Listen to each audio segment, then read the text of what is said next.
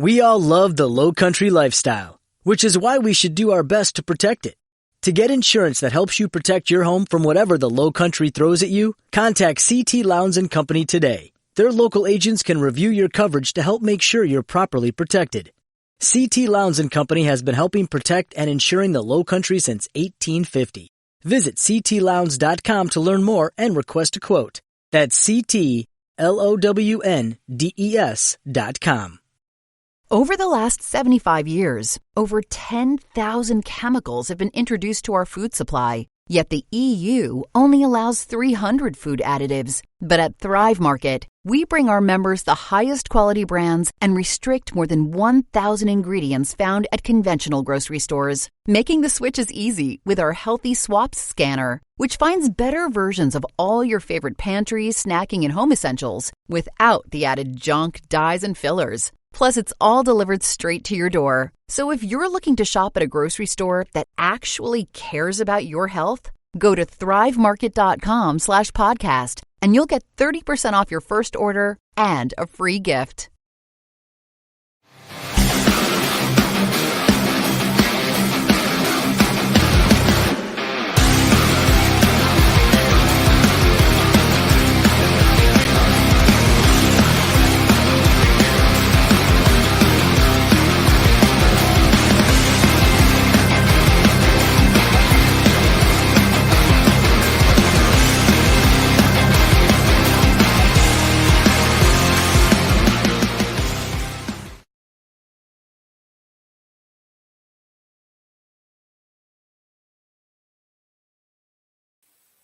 My mic was muted. Sorry about that. Anyway, hello, everyone. It's your girl, Gabrielle. This is Hot Topics. Welcome to the show. If you are new to the show, let me tell you what we're about. So this is the web series where we like to have those deep discussions about things that people don't really say out loud, or it's not publicized, or it's you talk about it, but it's at the kitchen table or inside your house or in small groups. So what we're going to do, we're going to take those conversations and we are going to put it out there for the world to see. And this is the web series to do that. So when you see Hot Topics, you might think, oh, celebrity gossip. This ain't no celebrity gossip. This is real talk, a real conversation. This is what this web series is all about. So we like to focus on certain topics.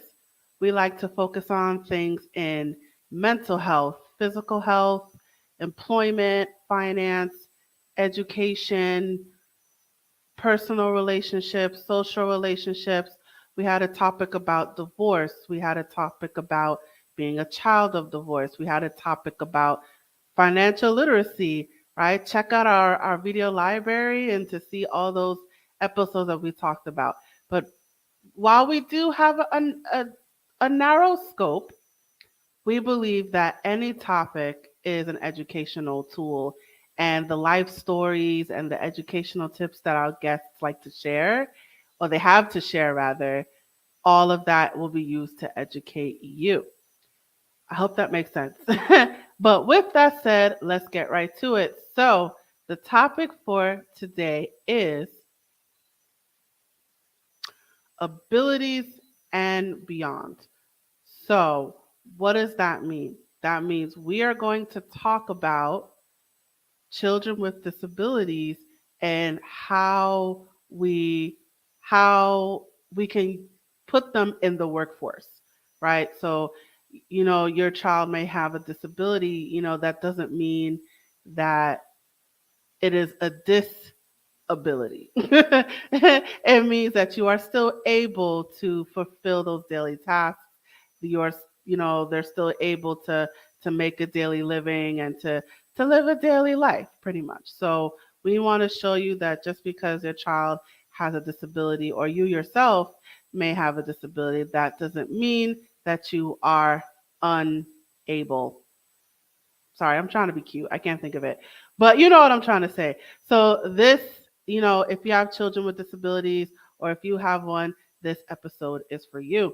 And I have a guest with me who is going to join me on the hot seat. Her name is Dr. Dawn Menge, and I can't wait to tell you about her. So I'm just going to get right to it. Oh, and quick note, if you are watching this in real time with us, if you are watching this live, please leave a comment in the chat if you have a question for our guest, or if you have a comment, please leave it in the chat and we will put it up on the screen and we will address it for you. If you're watching this on the replay, that's okay. Leave your comments, questions in the chat anyway. We may be able to get to it. All right, quick note over. All right, so let's get to the guest. Who is Dr. Dawn Menge? Let me tell you who she is. So Dr. Dawn Menge has won 70 international awards as the published author of the Queen Vernita's educational series and Dragon's Breath, including the Special Recognition Champion Award from Conquering Disabilities with Film, Best Written Word from Miracle Makers Film, Hollywood Dreams Film, and International Author Boss Award from Power Conversations magazine. Her published works also include the 6 federal individual education plan goals and the effectiveness of their implementation in preparing for transition. Dr. Dawn Menge has a PhD in education. She specializes in curriculum and instruction. She also holds a master's and a clear credential in moderate and severe disabilities and a bachelor's degree in human development. Dr. Dawn Menge has been teaching students with severe cognitive delays for over 20 years and mentors and lectures graduate students. Dr. Menge is the mother of 3 and the grandmother of 6 beautiful grandchildren. That is awesome. All right, so I'm going to bring her to the stage right now. Hi, Dr. Menge. How are you doing today? I'm fine. How are you? Good. So we're going to get right into it. I am looking forward to hearing what you have to say about this topic. You have a lot of background in this, so Yes. I definitely want to get your point of view, and I want to pick your brain. And so, children. Well, let's start with this. So, you have experience with working with children with disabilities. Can you go into what types of disabilities? How old are they? Just give us the deets. I've been teaching, and I started as an assistant in an elementary classroom. And so I've been teaching for over 20 years. I've actually taught junior high, high school, and our students stay until their 22nd birthday. So we actually have adult centers, and mine was in a storefront in the town. So I have experience, and I also subbed in a preschool for a week, which is a lot of fun. We did a lot of bubbles. But so I have experience with all age groups for disabilities. My dissertation was written on the federal standard goals that we use for transitioning, which teaches community skills, life skills, and how to ride the city bus, how to work, and how to be as independent as possible. So that's what we're really going to focus on in this conversation. We're going to have a couple. So some of the information is going to overlap because it overlaps. And so we're just going to dive into it and see where it takes us. Awesome. So let's dive right into it. So let's throw out some. Well, I'll just ask you and you'll say. Okay. So which disabilities have you come across in your career? Our students have severe cognitive delays, so they would be under 70 cognitively, and I've had all disabilities. I'm sure at this point. We have visual impairments, hearing impairments, cerebral palsy. We have autism, Down syndrome. I just can't even think of all of them at this point. every seizure disorders, every disability, they sometimes have a combination of disabilities. They might have autism and a seizure disorder. They could be visually impaired. And of course, there's different degrees from that, from being legally blind to different kinds of visions that they might have. It changes per child, and our classrooms are specialized classrooms within districts. So I work for the county schools, and we work within each school district within the whole San Bernardino County. So we work from wherever San Bernardino County is. We could work from Needles to Big Bear, to Ontario and to Redlands. And so it encompasses a huge, we even have classrooms in Toronto, which is, if you live in California, that's quite a ways from where we are. I'm actually in Wrightwood, and I work in Victorville.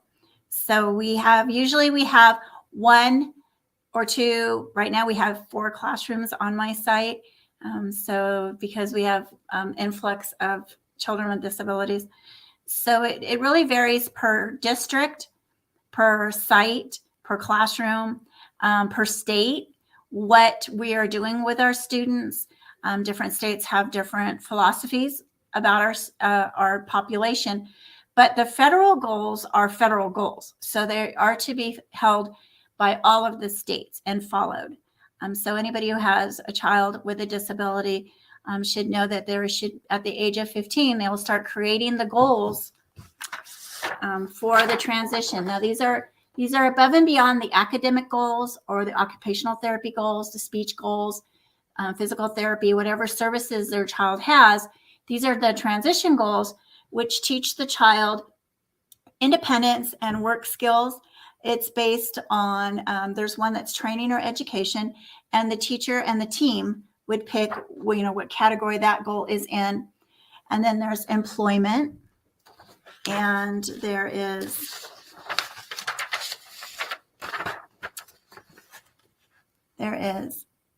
community experiences. And that could range from monetary skills. A lot of my students are learning to count bus passes, to give them to the bus driver, to ride the community bus, to speak to the public, to order and pay for meals or whatever it is that we're doing.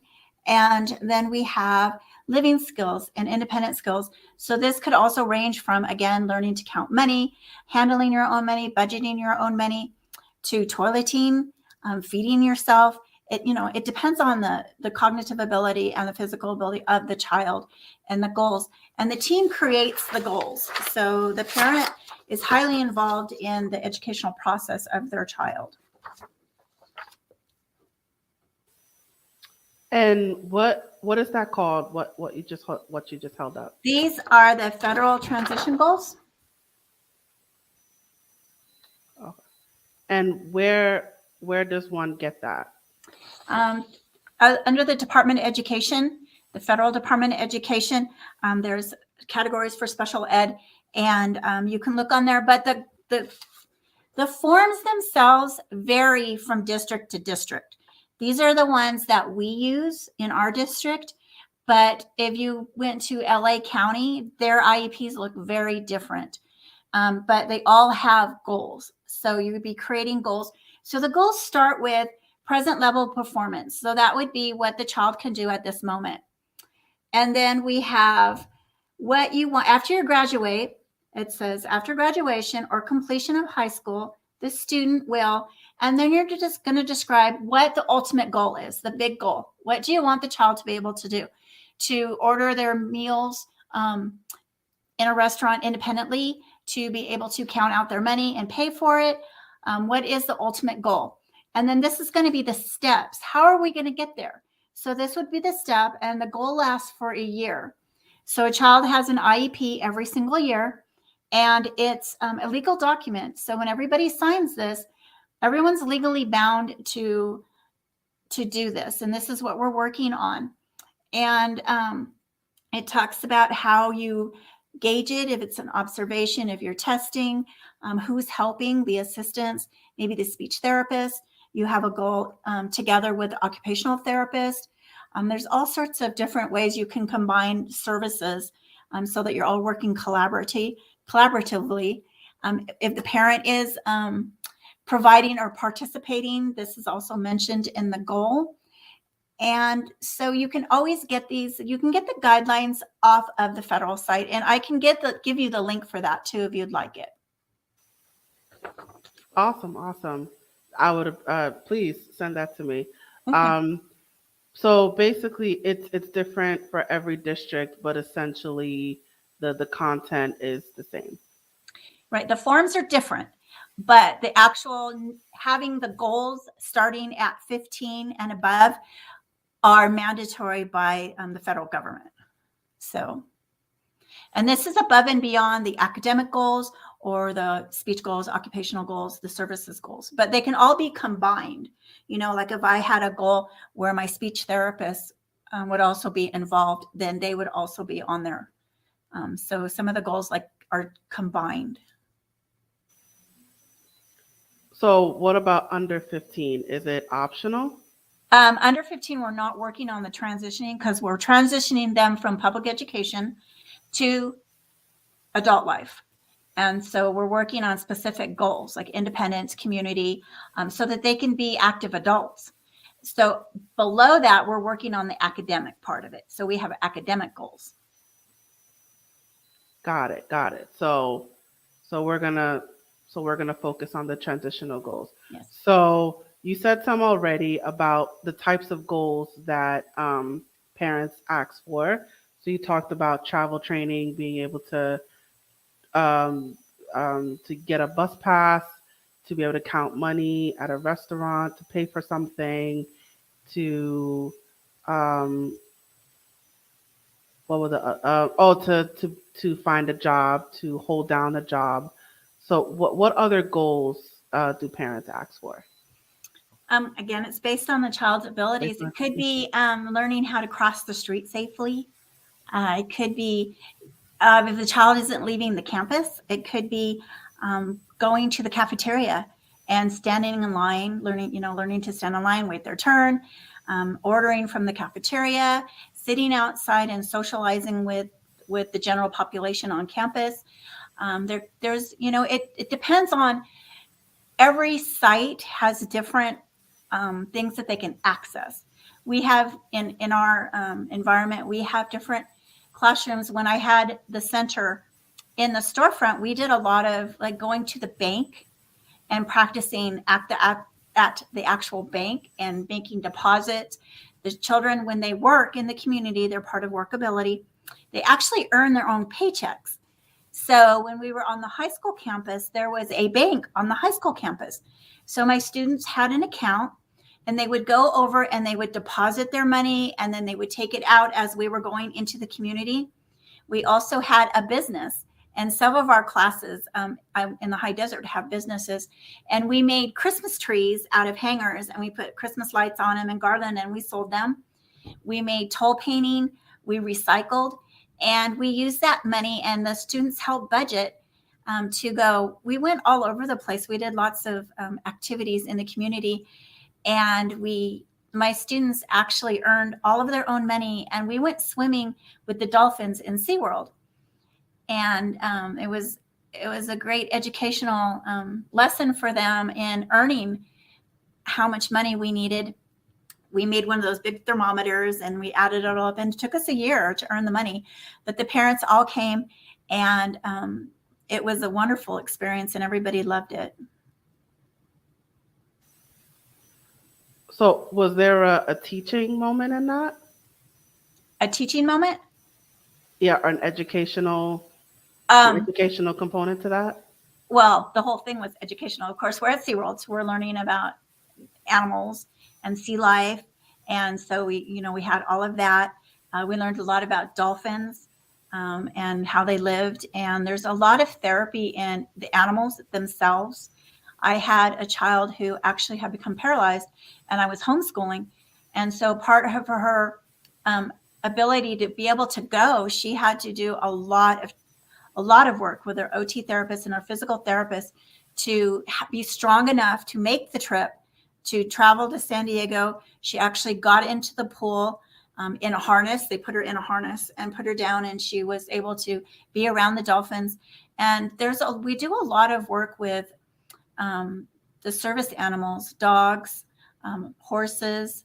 The dolphins were part of that also. It's soothing, it's therapy. The children connect to the animals and the animals connect to the children.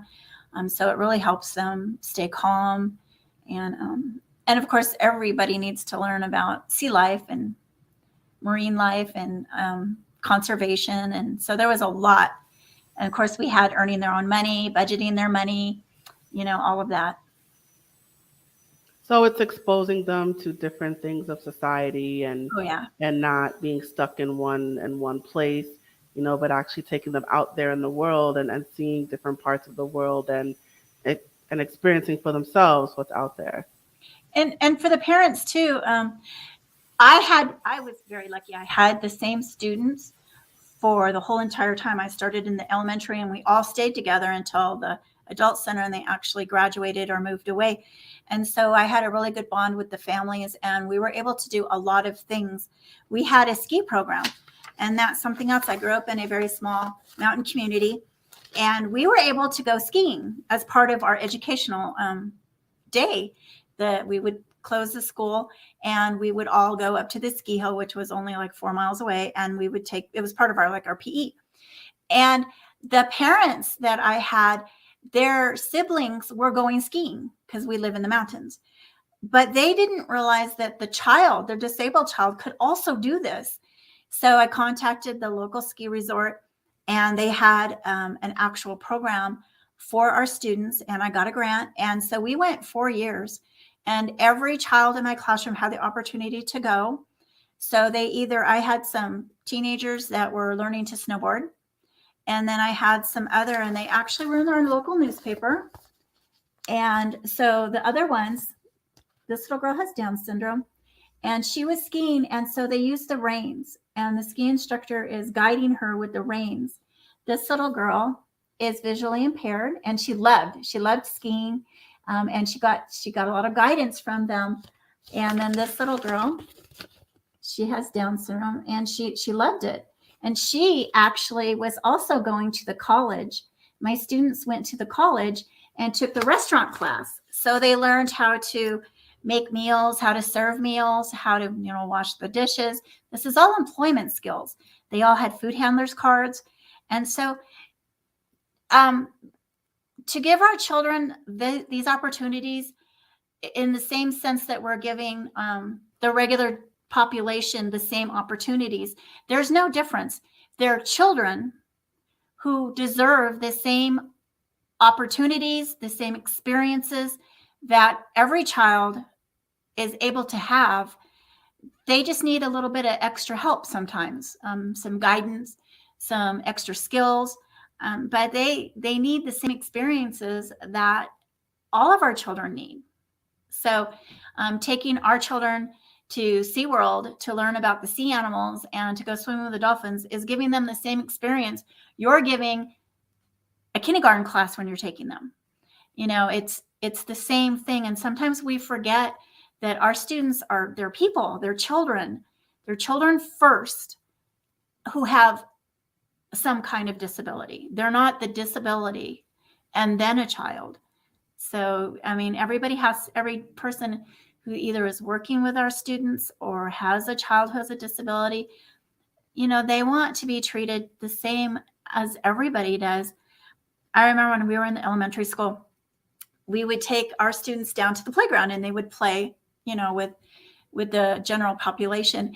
And the proctor would give the children these extra, cards that they would get for being good on the playground, but they would get cards for playing with the special children.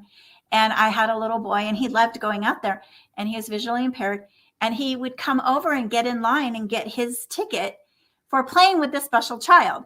He did not know that he was the special child.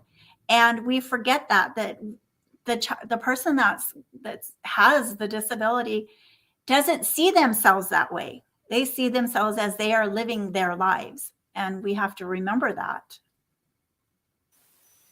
We want to treat the children who are special as, the children in the general population.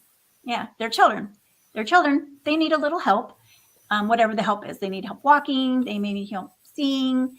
They might have a seizure disorder. They might have some health impairments.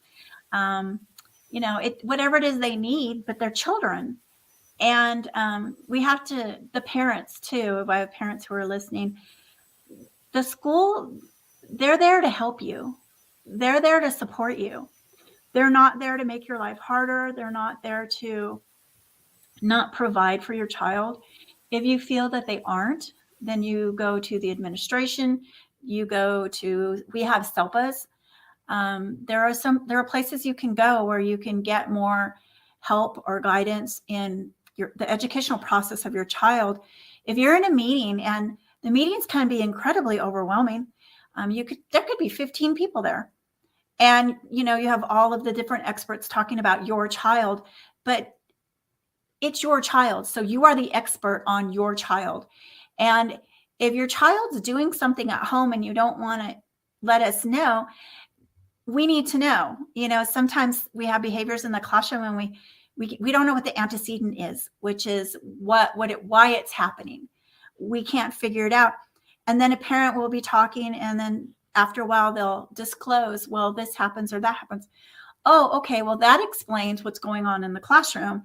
And now we can guide the behavior and come up with a better solution to prevent this. And then it works both ways. If we're working at home or at school, it goes back into the home too, and vice versa. If you support the classroom at home, then the classroom can support you. It's just like regular ed. We all need to support each other and work together.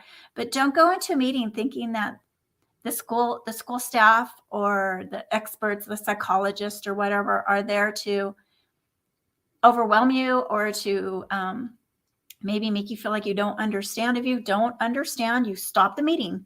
You have the right to stop the meeting at any time and say, I don't want to do this. I want to think about this. I want to go talk to someone else.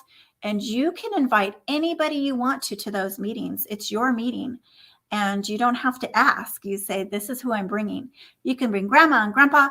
And in fact, if they spend a lot of time with the child, the grandparents or an aunt or an uncle, it's good to have them at the meeting, because now we know what what their experiences are with the child and what's going on. We're there to help, and you need to have open communication with your teacher. Absolutely, absolutely. And I think you're talking about, I think the term is called echo mapping, where you're bringing in all the involved parties with the child, and you're bringing them all into the same educational space, because all these parties, all these different people are invested in the educational welfare of the child. So it's not just you, the parent, but it's you, the parent, and grandma and grandpa and all the teachers and brother and sister. You're involving a lot of people. Everybody. There's a lot of people involved. So, and we all need to know, we all need information. Like, if something's going on in the classroom and I'm just like, I don't know what's going on. Like, why is this going on? And I mention it to the parent and they're like, oh, well, this and this. And I'm like, oh, okay. If a grandparent dies or somebody's sick, we need to know that, because the child is going to be reacting to that in the classroom, and we can help. We can help the family. Also, we have something called Inland Regional Center, and it's an outside resource who comes into the home, and they bring behavior specialists. They have academic specialists. They do something called respite care, which means they go into the home and stay with the child, so the parents can go out and do what they need to do, go shopping, go to dinner, whatever it is that their needs are. They have other children that they need to go to games or whatever they need to do. The respite care is there. So always apply for those extra resources, and then start working on like Social Security, and be aware that when a child leaves us at 22, which is what we are working towards, there are places for them to go. There are programs. So the higher we can build the child inside the classroom, the more independence, the more ability they are to assemble things. They can get a job. We have a warehouse where children work, well, they're adults at the point, and they assemble things all day and they earn a paycheck. So they're earning their own money, and it's a job. So if they don't come to work, if they aren't doing their job, if they're, goofing around or whatever, they don't get to stay there. So we have to teach them to, follow directions, to stay on task, to be polite, and all of that. And we need to teach them at home also. We can't make excuses for their behavior. Oh, well, they have this. No, we need to find out why they're reacting, why they're having a behavior, and then try to teach them to self-monitor their behaviors. So you need to teach them to monitor their own needs, which would be the ultimate goal. But we have, they range from just day programs where a child in a wheelchair would go and socialize all day with other people his age.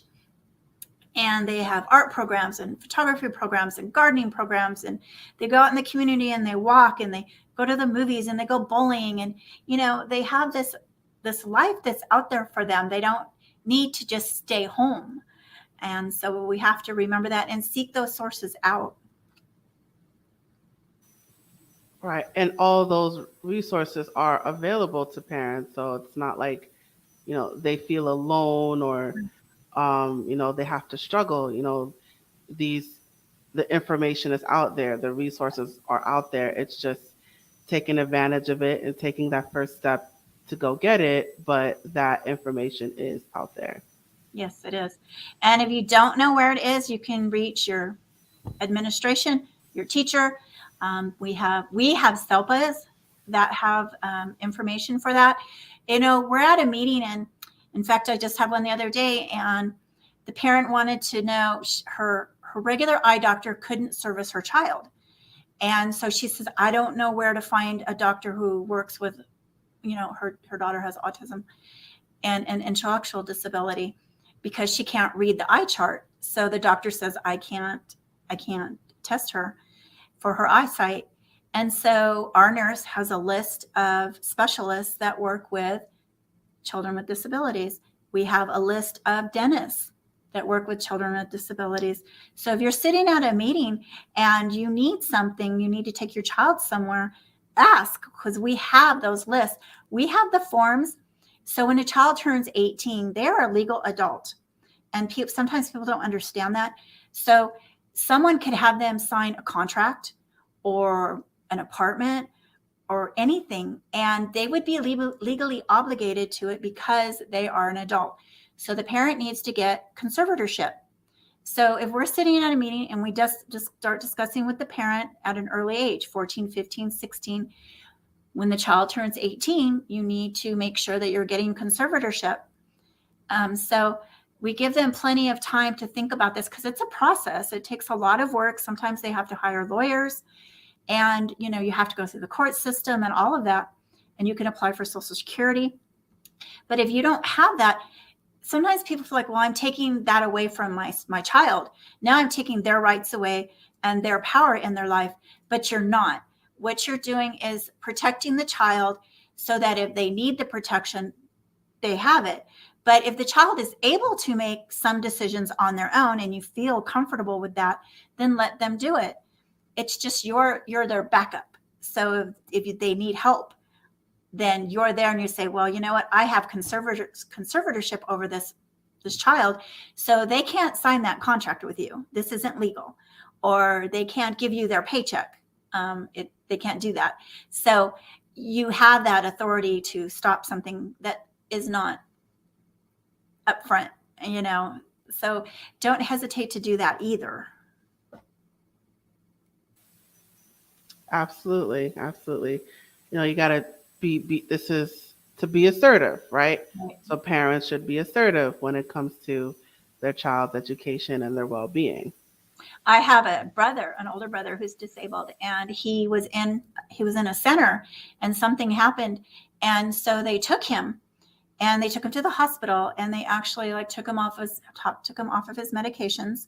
So then he was disoriented, and we did not know where he was, and we don't have conservatorship. It's just something that my mother has not done, but we couldn't find him. And they moved him from one hospital to another. And when we tried to talk to him, he said he didn't want to talk to us because, they'd taken him off his medications, and then he was disoriented and confused. And so that's something that could happen. They could get in a car accident and be taken to the hospital. And if you don't have, any legal right over them, they're not going to let you. They're not going to let you make decisions. They're not going to let you talk to the child. And it's scary. It definitely sounds scary. So you have to remember that. It's for their protection. Yeah. All right. I want to make sure we get to this before we close. So I wanted to bring it back where you talked about teaching children with special needs independent skills, how to do things for themselves, especially when they become adults. So in the preliminary interview, we were talking about employability and work skills. So I wanted to have you go into that more in terms of, yes, it does depend on the child, but Yes. go into how does that begin? So how do you teach workability and employability, and how does all that work? Well, we sign them up for the workability where they get paid, and then they go out during the day with my assistants. My class goes to CVS and works one day, and then they go to Walgreens. And they start that at the age of 16. They're able to go. And they have a timesheet. They have to follow directions. And I also have the True Value up here in my little town who supported us for must be 14 years. And they give us things to do in the classroom because now I'm 40 miles from them. But last year they gave us ski hats. And my student is using this gun to put the price tags on the ski hat. He must have done over 300 of them. And so he's getting paid by workability to do this. He's learning a skill. And then they give us a movie pass. And I get the bus passes from the county schools. And so we practice riding the city bus. This is us getting on the bus. And my student has to hand the bus driver the bus passes. And then we ride the bus. And then we're able to go to the movies once a month doing this. But they know that if they earn the money, we get to go to the movies and ride the bus. And then we go out to lunch. And so learning work skills is just like any other person. I forgot to bring them. I'll bring them next time. But we have things called vocational jigs in our classroom. And they're from Attainment Company, if any of the teachers want to buy them, or even parents, you can buy them and use them at home. And they have kits where you learn how to put things together. You learn how to sort by color, by shape. You learn how to put things together by counting. And they go from 1 step to 7 steps. So we start out with the 1 step where they're just like putting in or maybe putting the top on something. And then we go all the way up to 7 steps, which could be a sprinkler. We have one that I can't even put together. It's got like 8 pieces and it's actually really hard, but I'll bring that one too. But we learn to do that in the classroom. And then they practice going from maybe taking an hour to do the jig, which could have 30 of them, to 45 minutes to 30 minutes to 15 minutes, so that if you can the child can sit and independently work, complete the jig, and the child then is able to work in like an assembly line. They're able to do the job and to keep doing it and stay on task. So I have students right now, I'm doing 12 to 22-year-olds. So I'm starting my 12-year-olds on doing this. When they're done with their academics and they need a break, they'll get up, and we have 2 bookcases filled with these jigs, and they'll get up, pick which one they want to do, bring it back to their desk, and they'll complete it. And then they will go back to doing some academic work. And so it's something they're doing all day long, and then they just learn to do them as they progress and their skills progress. So in terms of the skills, it sounds like you focus more on activities that can be repeated, that is hands-on, that involves scheduling, sticking to a Yes. same time. So it's you when it comes to workabilities and teaching those skills, it sounds like you focus on a specific set of skills. Um, Again, it depends on the child. Gotcha. In the classroom, they're working on the vocational jigs. The ones that are 16 and over and enrolled in workability, they're doing that and going actually out into the community and working like at CVS. They're stocking shelves. They're, tidying things up. Um, the the True Value, they give us bags of receipts, and my students add them up and put like 10 receipts together. So they're learning lots of different skills. Some of the students work at like the Dollar Tree or Stater Brothers. It depends on. I've had students who worked in places where they did like custodial type work. So it really more depends on the child you have in the classroom at the time and what you have around you that you can access and who's willing to help you. So if any of your audience are business owners and they were willing to be part of this program, when I had the center in the store, my students worked in pizza places. So we worked in Little Caesars for a year, and my students, made everything from putting the dough in the dough stretcher to putting the sauce on to counting the pepperoni, all of that. They worked at Pizza Hut, where they actually put the salad bar together, and the rest of the class would come and they would serve us lunch. So it depends on the skills. Another pizza place, we have a lot of pizza places in our town, but the other one, our students put the boxes together, assembled all the boxes, which is something we're teaching in the classroom, is to be able to do repetitive work, to stay on task and complete it. And we were able to work in the Pizza Factory, put all the boxes together for them, and they were able to earn money. So it really depends on the child themselves, and what is available around the classroom. So now, in terms of where they go to work, do you already have those relationships with the employers, or do you encourage students to just find any job? No, my students don't. My students, again, are cognitively delayed. So we actually have a specialist who has all of the contacts. And from the school site, he knows like what businesses are willing to have our students in there.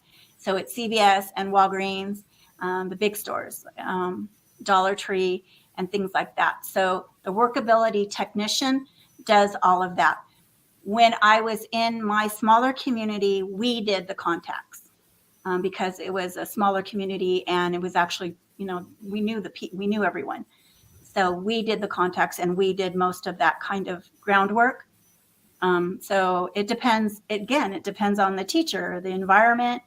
I've done things with parents who had businesses, and they had our students doing things and helping. So it's all about the students and what we can do for them. Absolutely, absolutely. And I'm wondering, is it safe to say, again, I know it depends on the student, but in terms of training at home, right?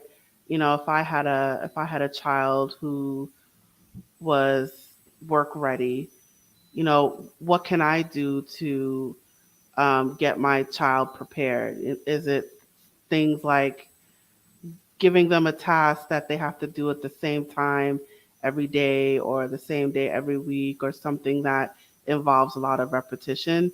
What can parents do to even early on, not waiting until they're teenagers, but even starting when they're small, what can parents do to instill those skills at home? Start with every child. You start with chores, having expectations, having high expectations, having them help make dinner, having them help set the table, make their beds, do their own laundry, independence, helping the other dad, mom, in the yard.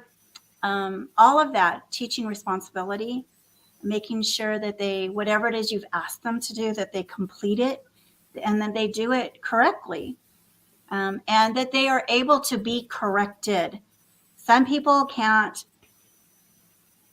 take criticism or being told no.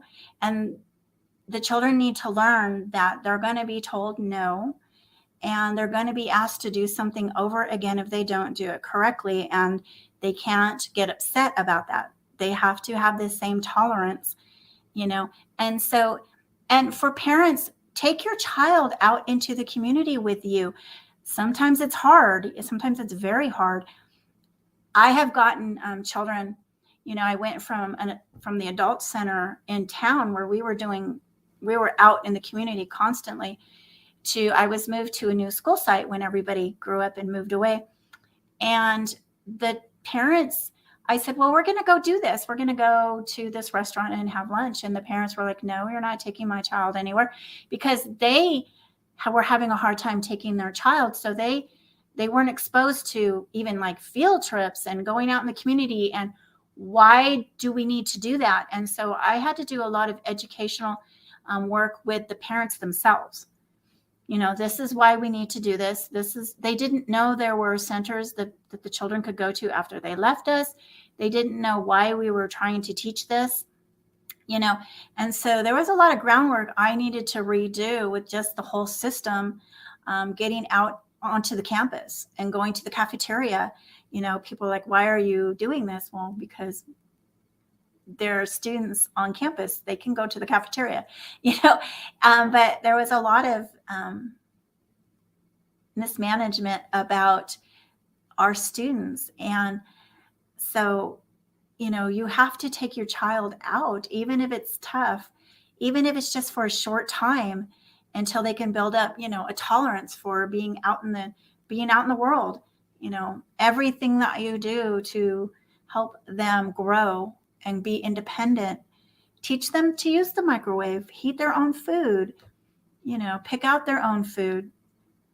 I had a parent once, we were teaching the child to heat up their breakfast in the microwave. And here I thought this was a wonderful thing. Look, they can heat up their own stuff. And the parent kept telling me, no, he can't do that. And I'm like, yes, he can. Watch him do it. And she didn't want him doing it. I didn't understand that. And she actually took him out of my class because I was teaching him independence. So you have to view the child as someone who's capable of making some decisions on their own. Like, and that's pretty common. Like, you'll have those helicopter parents that want to do everything for their child, or, they feel that, oh, they can't do it because they have a disability, so I have to do everything for them. But we're saying no. Like, no. Yes, you'll have to put in the extra work, but they can do things for themselves. And safety is something that sometimes we don't teach our students.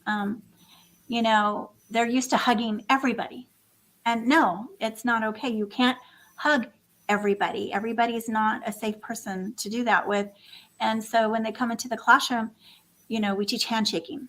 We shake hands, and you only, hug your circle, your inner circle, your family, your, whomever it is that you can hug. Especially for Down syndrome children, they tend to do that, and we have to teach them safety and self-preservation. Just because someone is your teacher or somebody you're employed by doesn't necessarily mean they're a safe person. And we need to teach our children the same safety rules we teach our regular education students, to have warnings, to talk to people if they don't like what's going on, if something is making them uncomfortable. They need to be able to voice that in some way, even if they're not verbal. So safety is a big thing we need to teach our children. Absolutely.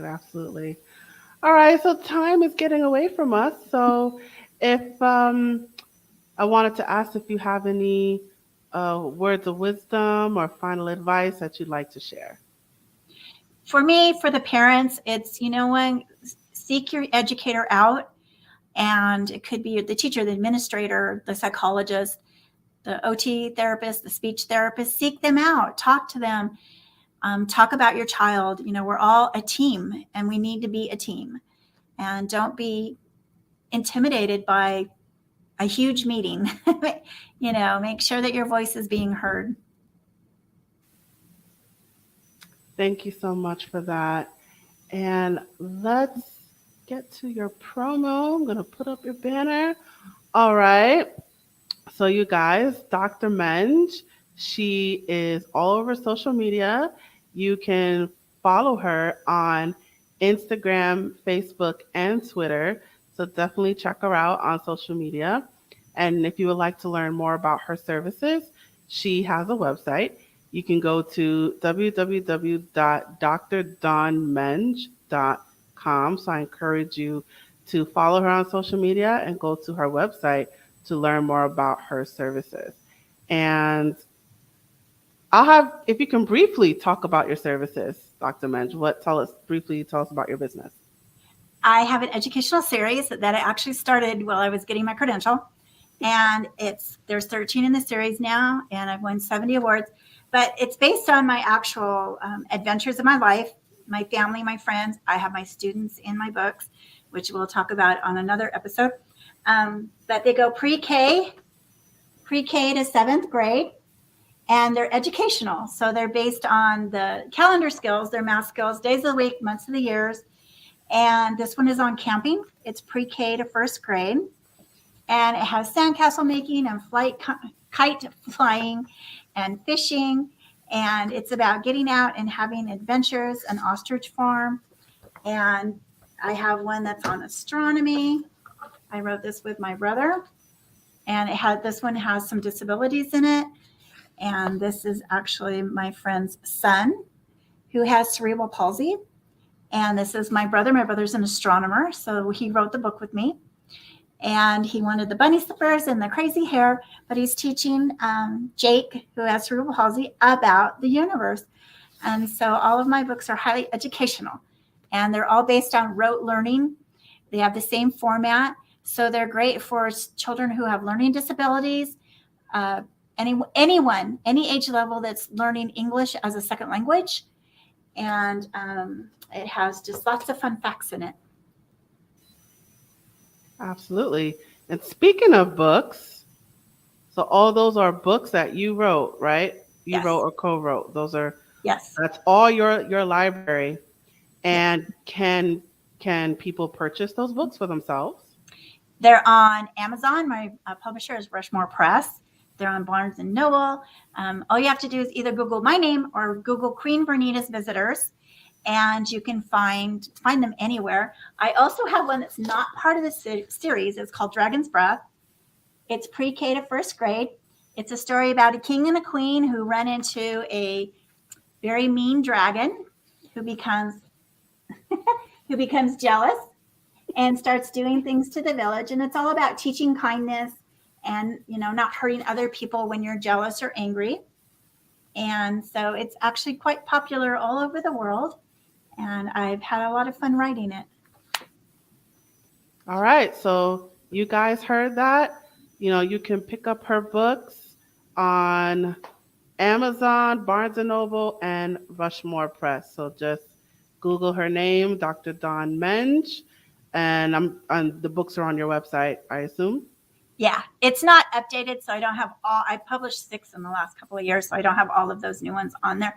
But if you're not sure what grade level, because they are pre-K to I go all the way to 7th grade, just send me a note and let me know about the child, and I will let you know which books would be appropriate. I have some on Alaska, New Orleans, 2 on Hawaii, Baja, Mexico. I have one on a train ride from Williams, Arizona to the Grand Canyon, and we went on the Polar Express. So there's lots and lots of different subjects. Awesome. So wherever books are sold, pretty much, yeah, you can go ahead and buy those books. All over the world. All over the world. Yes, all over the world, wherever you are. I got a book review on this one from someone in India. They purchased my book and left me a book review. So they're all over the world. Awesome. Awesome. All right. There you have it. So wherever you are, all over the world, there's no excuse. Get out there and get those books. All right, Dr. Menge, thank you so much for joining me today. Thank you for having me. Yeah. All right, I'm going to put you backstage now. And it is just you and me, guys. So let me get my banner. Where's my banner? There's my banner. Okay. I just realized the yellow banner is clashing with the yellow dress. So, all right. But anywho, we have reached the conclusion of our episode. Thank you so much for joining us today. Wherever you are watching this episode right this second, please follow us. Follow, subscribe, like, whatever the button is, press it. Press the button. Stay in touch with us, please, wherever you are watching this on social media. And check out our video library for more videos and clips. So please check out our other episodes wherever you are. And while you're at it, let us know what you thought about this episode by leaving a comment in the comment section below or in the comment thread. And as a reminder, we are a Step Ahead Tutoring Services. So if you would like to learn more about our tutoring services, our workshops, or anything that we have to offer, you can visit us online. Our website is scrolling below, but I will just repeat it. It is www.astepaheadtutoringservices.com. You could also reach out to us on social media, all of which is scrolling below. And we have an email list and a texting list, and I encourage you to sign up for both, either or both. Stay in touch with us. We'll let you know about our discounts, any special offers, and promotions. So definitely sign up for our email list and texting list, which is also scrolling below on your screen.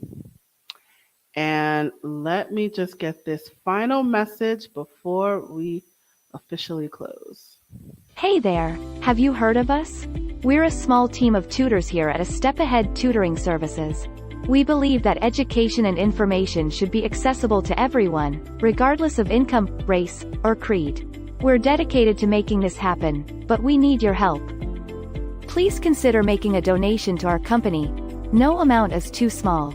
Your donation will allow us tutors to remain employed, offer free and low-cost services, put on productions like this web series, and reach out to families nationwide. With your help, we can tackle the academic challenges of our students and the emotional, mental, and behavioral changes that result from these challenges. As a bonus, we can improve our communities in the process. Support us today. Note: we're a for-profit company. We're not a charity. Your donation may not be tax deductible.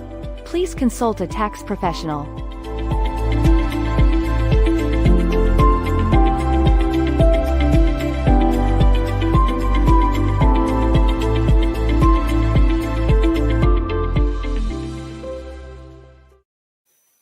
Absolutely.